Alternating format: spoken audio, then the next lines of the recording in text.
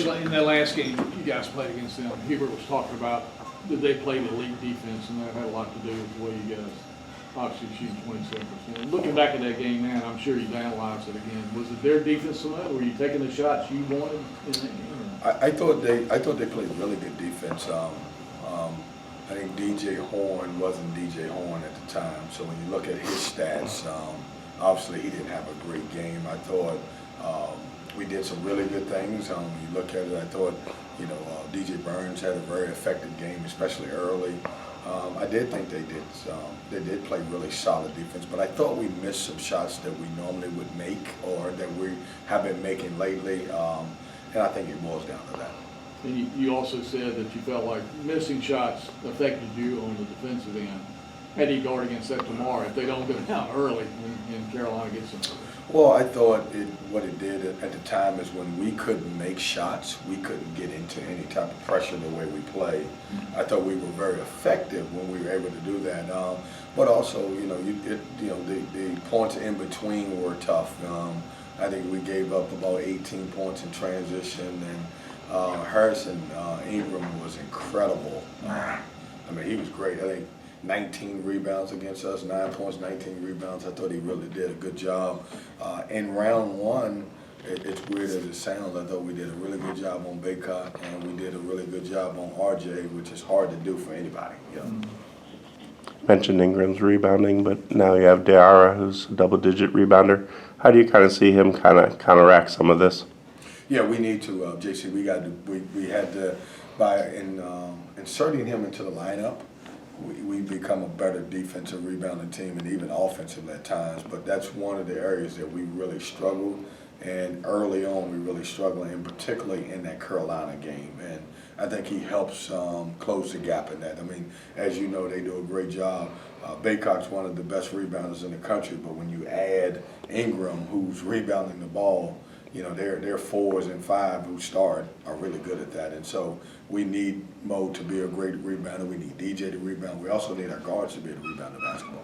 RJ's had a really good year, and a lot of good players in the league. Is he probably had the best season of anybody looking at his season? He was incredible last game. I mean, it was outstanding, and he's had that, one of those breakout years. He's playing at a high level, and he's doing it in so many different ways, with the ball in his hand, off ball screen, catch and shoot opportunities, transition. He is playing as well, or he's playing the best basketball of anybody in this league, and certainly we got to do a good job with him. But there's so much more than just RJ. You can't have him go off and then Cormac Ryan's hitting shots. Throughout the last 4 or 5 games, they've had 4 or 5 guys who have really stepped up and playing well. Cormac Ryan, as we talked about at UVA, played really well. Ingram obviously has had his moments. Baycock's Baycock, and then all of a sudden, RJ is RJ. So we've got to do a good job, and it just doesn't have to be. The tough thing about them is you can't focus on one guy. We know RJ is really good, and we know Baycock's really good inside, probably 2 of the best inside-outside combos in the country, but you got to pay attention to the other guys because they're really good. Can you stress the guys to just go play free and easy in this game, because you guys are the only ones that think you're going to win this game probably. There's not too many people who... God, you don't think so? Is that the way to play a game like this? Just go have fun and play it? It's a great opportunity for us. And in the world of our conversations of quads, it's a great opportunity. It's a good rivalry game. It's a good opportunity for our guys. And so, you just got to go play. I don't know if it's, hey, just go have fun because we're the only ones that believe, but that's the only people that need to believe anyway. And so, our guys are going to, just go in there and have fun and take advantage of our opportunity and really play NC State basketball. Is that the main message that you are preaching to them now that we're getting down to the final stretch of the regular season, and a lot of naysayers are kind of saying you're out of the mix when it comes to the NCAA tournament, and just being able to go out here and play free like that? Yeah, we just we really and I can't tell you what the kids listen to and hear off the court, but in this room, and it's most time when we're watching film and we're talking, we're just concentrating on, hey, here's the next opportunity. This one happens to be a really good one because it's a quad 1 opportunity. It moves the needle, but we don't ever think that we're out. Reason being because we do have 3 opportunities left to help us, and then you also have the ACC tournament. It's just, we've got a tough back end schedule, but you want that if you're going to have the opportunity to move the needle. To follow up that a little bit, you've got, North Carolina and Duke in the quick turnaround, and obviously all 3 of you being in the same backyard, and you always be measured against each other. 6, 7 years into your program now, do you feel like this program has gotten to the point where it can, you got the Hall of Fame guys are gone now, can really compete with these 2 programs moving forward? Chip, we may do, but I'll let you guys do your research. I don't know that it's ever been a program in the history of basketball that's played Carolina on Saturday and Duke on Monday. And so that's a pretty good task. Outside the ACC tournament, maybe. Yeah. So, no, here's the thing about our program. We've moved it. We've won those games. It's been, opportunities in the past where NC State, in the past, who may not have beaten Duke or Carolina, they might not have climbed that ladder to be able to do that. We've been able to do that.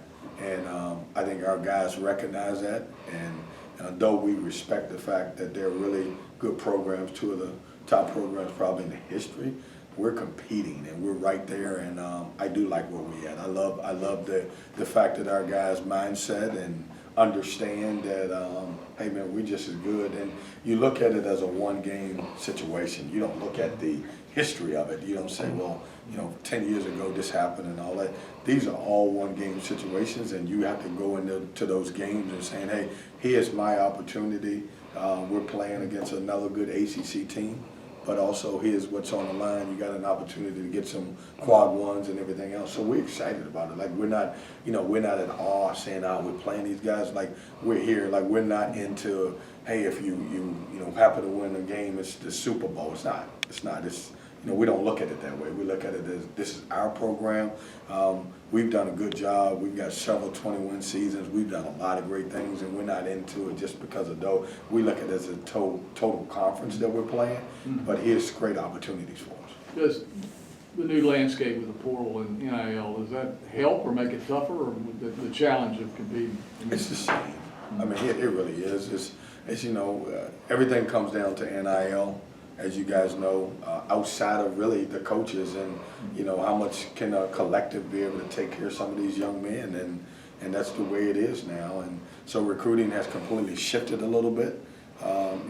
It's not so much about the best facilities, even though you want to keep up with those, but it's also in this moment in time is, guys are looking to capitalize on their NIL. And so I couldn't answer that. I don't know how much NIL they have versus what we have, but it's a different world of recruiting. Yeah. Along those lines, do you kind of see that sometimes you think to yourself, well, that was the way it used to be. Now everything is getting reinvented. It's almost like, basketball before the 3-point line or basketball when freshmen were ineligible. I mean, there's just certain watershed moments where, and I think you are kind of personally going through one of them, as coaches. Do you kind of see that where it's just not the way it was, and that if you don't reinvent, you get passed by? Yeah, absolutely. It is a different way, and I know we got great collectives and Wolfpack, and we're trying to figure it out. And you never want to. I'm not one of those guys who want anybody to give that don't have it, but it certainly helps at NC State if we get our fans behind, because these are opportunities to directly be able to impact all of our programs. And it's a great job. I mean, we need it. I mean, it's the way the world has been. And to your point, JC, is, it used to be about relationships. I'm a relationship guy. It used to be about the best facilities. And you still need all of those. But at the end of the day, the conversations always shift. What type of NIL opportunities are there at NC State? And for us to compete with everyone in our conference, including Duke and Carolina, we need our fan base to be really involved with that to be able to do that. Your defense the last couple of games hasn't been probably where you want it to be. Can you put a finger on maybe why that is? Not the last couple, just the last game. Okay. I thought it was really good against Boston College. I think we came out in the first half, and you don't hold Quentin Post and McLaughlin to 6 and 1 point if you don't play great defense. I didn't think it's Syracuse. I thought Syracuse was a shootout. I thought we both, I don't think Leonard was happy with his defense, giving up 83 points, but he did win. He learned a lesson through a win. I learned a lesson through a loss. And, giving up 90 wasn't good. But against Boston College, our defense was elite. I mean, Quentin Post is one of the toughest matchups in our league. And we did a really good job of defending him. We did a good job, that's the same team, Boston College, who had made 15 threes against Miami. We basically held them down. We were not very good defensively, which I was not happy against Florida State. I thought we let them play to their strengths. Yeah. Going off of that, after Syracuse, you talked about not knowing, the scouting report at halftime, and then after Florida State kind of saying the same thing about the team, not understanding that. Have you been able to figure out that, and have it changed anything in preparation kind of going this weekend? And a lot of it is, as you go back and watch the tape, a lot of it is they were really good at what they do. And we didn't do a good job of really taking that away. And any team in our league, the great thing about, obviously playing teams in your league, you know who they are at this moment. And even when teams play us, you have certain things you have to take away. And I just didn't think in that particular game we gave them paint touch after paint touch, and they did a good job. They got on the transition, so we didn't give them the resistance that we needed to give them to be able to compete. Now, offensively, man, we scored 83 points. We were clicking. We made some shots. Casey Marcel got going. I thought both Ben and Mo added, some stuff that we didn't have. We haven't had in a while. So we played a good game. Now, as I talk about that, that's also taken away from the, Florida State. At home, they're good. At home, they really score the basketball. And that's kind of taken away from them by saying we didn't play great defense without saying, hey, they were really good, Did you just say Mo's an additional 3-point threat? Is that what you want? Mo's the best 3-point shooter we have on our team right now besides DJ Horn. I mean, the numbers will say that lately. I mean, Jaden Taylor's starting to make shots now. Casey's starting to make shots now. But I think that's the good thing about Mo. He's starting to get comfortable in his role, rebounding the ball, playing great defense, running the floor, and he's starting to make shots a little bit. That's good. I mean, if you have a guy who's that size, who can make some pick and pop shots, it really helps your team. Are you going to Smith Center today for a shoot around? I'm not. No, we'll go tomorrow. Just a long. It's so short, but so long. Does that make sense? It really is. I mean, it's because think about this. So we go over there. It's going to take 45 minutes. You're going to get caught in traffic. It'll end up taking an hour and a half. It's a hard thing to do, and we've done it every different way.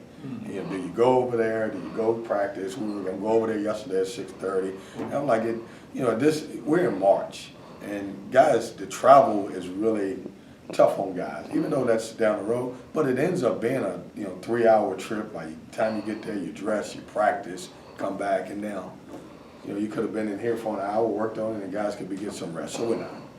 Yeah.